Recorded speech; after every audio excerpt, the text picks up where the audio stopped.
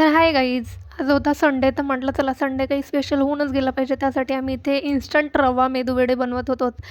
ती मग चटणी बनवण्याची तयारी करत मेदूवडे तळू लागत होती आणि मी इकडे हातावर बनवत होते. मग काय रूमवर राहिलं की असंच काहीतरी शॉर्टकट पद्धत जी इन्स्टंट होईल असं शोधावं लागतं. त्यानंतर मस्त तिने चटणीला तडका दिला आणि फायनल असं होतं जे की खायला इतकं टेस्टी होतं ना की सांगू शकत नाही. कारण रूमवर एवढं खायला भेटतंय आपण बनवल्यानंतर ते तर छान होणारच. एवढंच बाहेर गेलं खायला तर तेवढेच जास्ती पैसे लागतात.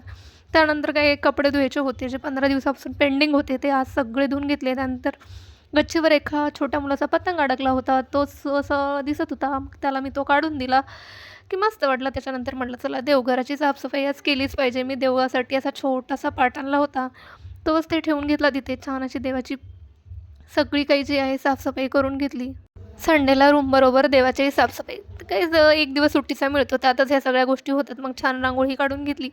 त्यानंतर वाती संपल्या होत्या. ती स्वाद बनवून घेतली आणि छान असा दिवा लावला. दिवा लावलं की एक पॉझिटिव्ह एनर्जी आपल्यामध्ये संचारते आणि मंदिरातही मग प्रसाद ठेवला, दर्शन घेतलं आणि जवळच महाकाली मंदिर आहे. आज तिथेही दर्शनाला गेलो. संडे म्हटलं तर काय, तिथून आले, वर कपडे वाळू घातले. ते सगळे काढून आणले. एवढे सारे कपडे धुतले होते मी. नंतर छान अशा त्याच्या घड्या घातल्या. चला बाय, सबस्क्राईब करा. असा गेला माझा संडे.